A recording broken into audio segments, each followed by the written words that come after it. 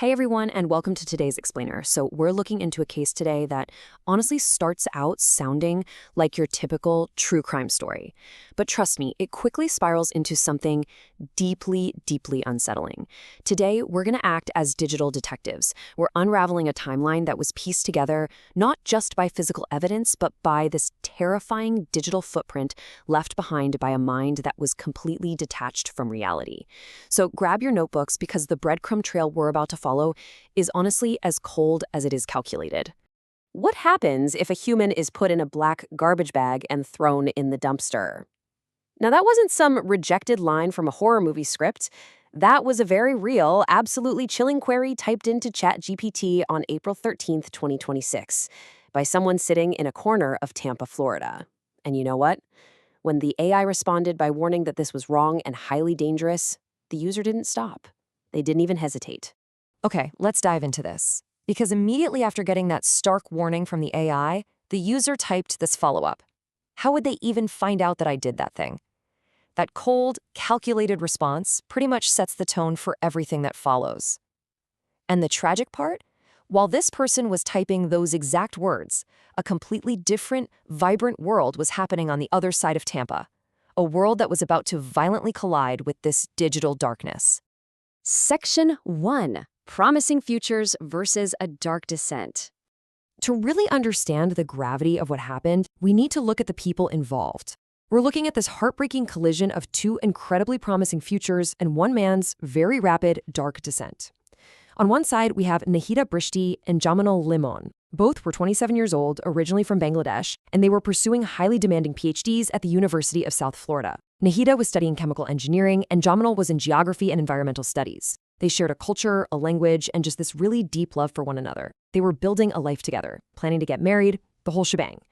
Contrasting this beautiful love story, though, is Hisham Abu Garbieh. Hisham was a former management student at that exact same university, but he dropped out in 2023. According to his family, after heavily abusing marijuana and cannabis, his mental stability just completely shattered. He developed severe aggression, he started claiming he was God, and he had this criminal history that actually included battery charges against his own mother and brother, plus a burglary charge. He'd been put through a diversion program, sure, but his own family was so terrified of him that they literally refused to live with him anymore. Well, everything changed on April 16th, 2026. Nahida simply vanished. Now, this was a highly socially involved person, right? But she missed a planned meeting with a friend that evening and just stopped answering texts entirely. The next day, police found her lunchbox, her iPad, and her MacBook left sitting right at her university workspace. I mean, think about it. You don't just leave your MacBook and your lunch behind if you aren't planning to come right back. And the absolute biggest red flag? Jamino, the person closest to her in the world, had also gone completely off the grid. His phone was totally dead. Let's look at how this builds, because the context of Jamanul's living situation is just horrifying. Jamanul shared an apartment at a complex called Avalon Heights with a roommate named Rashid and Hisham.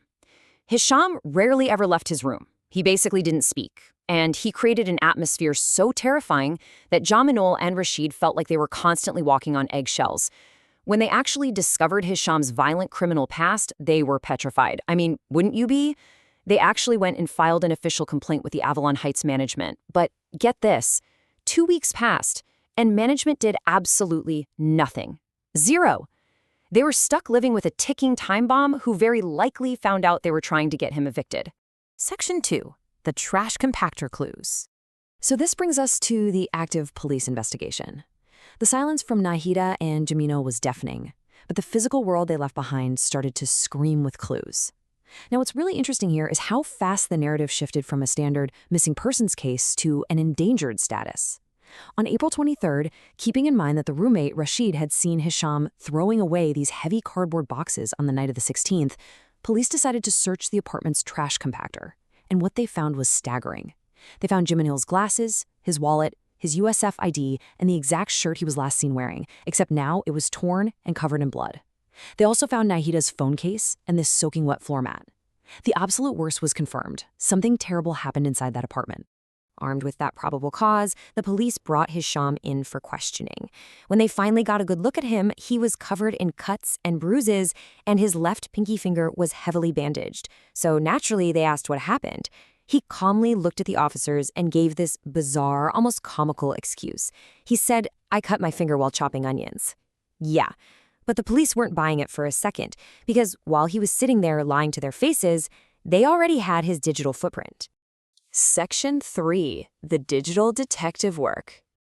The physical evidence was definitely damning, but to truly corner Hisham, investigators had to rely on the digital breadcrumbs, and what they found showed a terrifying level of premeditation.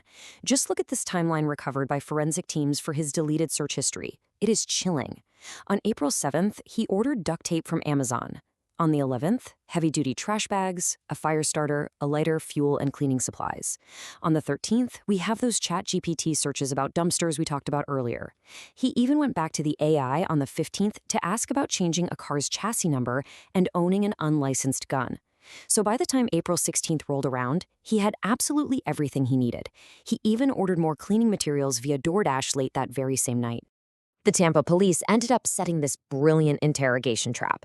First, they casually asked Hisham if he saw Jamanul on the 16th.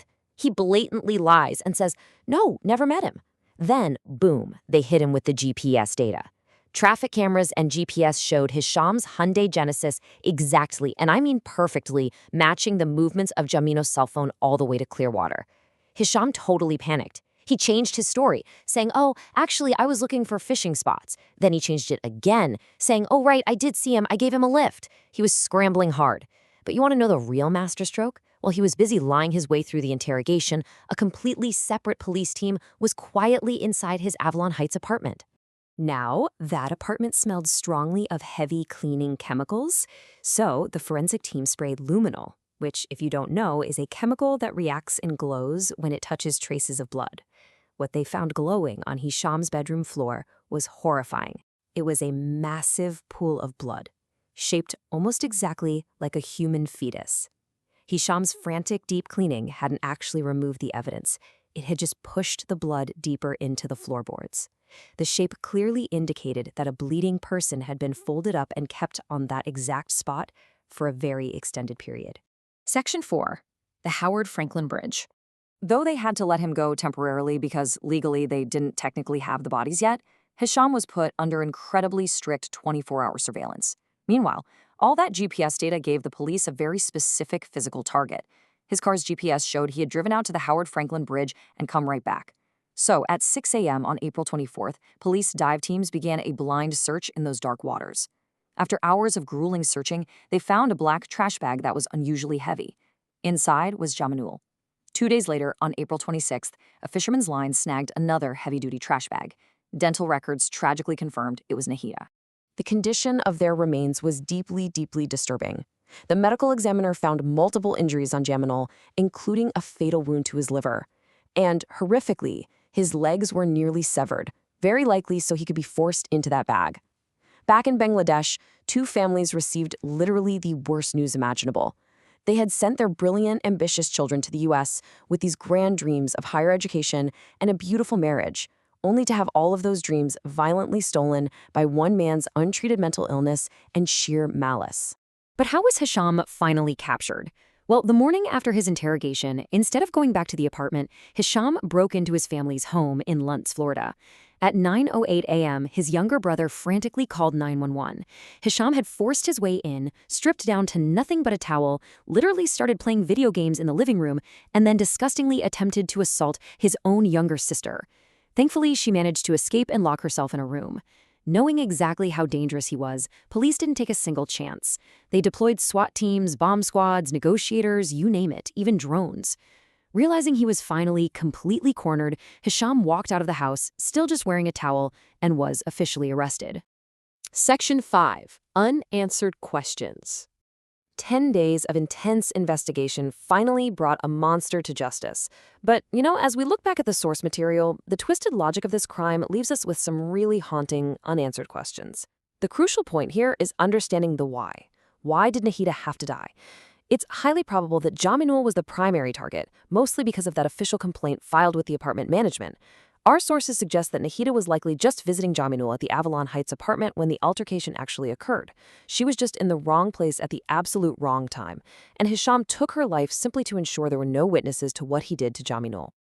And this brilliantly illustrates the ongoing, terrifying threat Hisham posed to the public even after the murders took place. Look at these forensic recoveries of his digital searches from April 19th, which is days after Nahida and Jaminal vanished. He was asking the internet if anyone survives sniper bullets. He was asking if his neighbors would hear a gunshot. He was researching water temperatures and if Apple tracks new iPhone users. This leaves us with a final, really chilling thought to ponder.